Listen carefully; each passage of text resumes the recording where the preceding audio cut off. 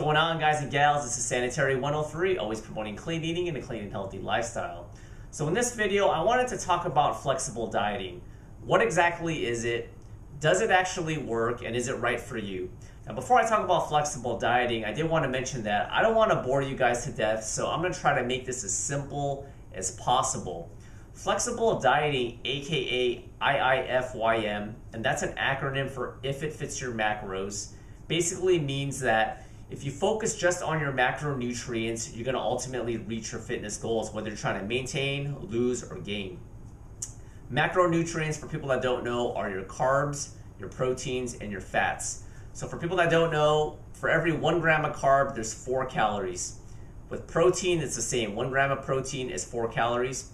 And for fat, there's 9 calories per gram. So the driving point behind If It Fits Your Macros, flexible dieting, is that, once again, if you focus on these macronutrients and you hit these numbers every day, it shouldn't matter if you get it from a Big Mac and fries or broccoli, 2 chicken breasts, and a tablespoon of peanut butter. As long as you hit those numbers, you can still enjoy these types of foods and reach your goals. So the next logical question is, does it actually work?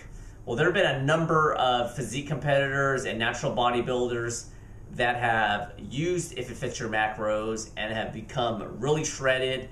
They've dieted down, they hit their numbers, and they were still able to eat these fun foods, aka these junk foods, and still reach their fitness goals. Their physique still looked great, and it actually helped them because they weren't going insane by just eating the bro foods or the clean foods. And the bro and clean foods are, your vegetables, your brown rice, sweet potatoes, all that, I guess you could say boring, I shouldn't say boring stuff, because I'm here to promote clean eating and clean and healthy lifestyle, but you know what I'm saying, it can get boring. Your chicken breast, your steak, fish, tuna, green veggies, broccoli, sweet potatoes, all that stuff. Another reason why flexible dieting works is that whatever your fitness goals are, it's all about a calorie game.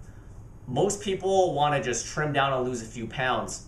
So if you focus on the overall calories and you get that breakdown of the carbs, fats, and the proteins, and you get a good proportion, it's not going to really truly matter where you get those nutrients from if it's from junk food. However, do note that if you get a lot of your foods from junk food, from processed foods, you're neglecting micronutrients, and your micronutrients are your vitamins and your minerals. So if you're gonna do the flexible dieting, a lot of people that are for it will say take a multivitamin, but do note that your carbs, proteins, and fats is ultimately what's gonna help you either gain, sustain, or lose weight. So the last question I'm gonna answer before I depart is it right for you, and do I recommend it? Well, let's start off with, is it right for you?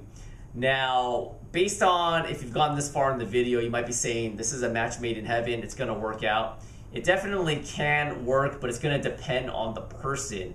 Now, here is my overall recommendation. If you're watching this video right now and you're new to dieting, you haven't been eating right pretty much your entire life, you're just a newbie, I'm not sure I would recommend doing the flexible dieting right off the bat. And the reason is that it takes anywhere between, I read, like 21 days and a month, 30 days to replace a bad habit with a new habit. So I'm a firm believer in developing a solid foundation by learning to eat right, learning about portion controls, and knowing how to work out properly.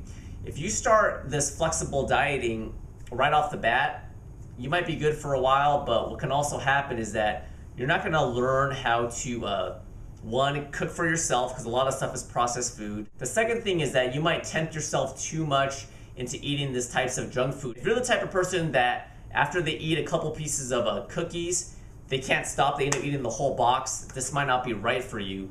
So if you're that type of person and you're new to dieting, or you're just trying to make that change, I probably wouldn't recommend it. I would probably try to eat the clean foods, keep them healthy for at least 3 weeks to a month. Once you get a handle on this and you feel confident and knowledgeable and equipped with allowing some fun foods into your diet, then you might want to try some flexible dieting. Now, contrary to the person watching this video who hasn't really worked out, if you're watching this video and you're a gym rat, you've been around the block a few times already, you know what you're doing, and you get sick and tired of eating the same types of foods, this might be something to consider. You might want to try the 80-20 rule. Basically, get your macro and micronutrients 80% of the time, your fruits and vegetables, your lean proteins, and then 20% of your calories, you can get that with some fun foods. One distinct advantage of doing the flexible dieting is that you're not going to go insane.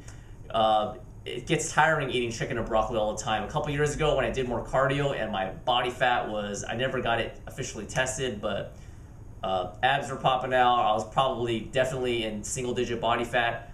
I was basically not doing the flexible dieting. Well, the 7th day I was having a cheat day, but for 6 days in a row, I would eat really, really strict. And for someone like me who's pretty disciplined, it still was pretty hard, and it's a lot of willpower. So it's something that you don't have to do. But personally with me, the 80-20 rule is a nice balance. But if you're the type of person, like I said, who's brand new and you just can't control eating a few cookies, you might want to just eat clean most of the time and then designate a cheat day, once a week or once every 2 weeks. That's about it for this video. I hope that was informative and you've learned something. Comments and questions are always welcome, and I see you guys next time. Bye. This is actually a chicken at the local Asian market by where I live. Now, Asian markets, obviously everybody that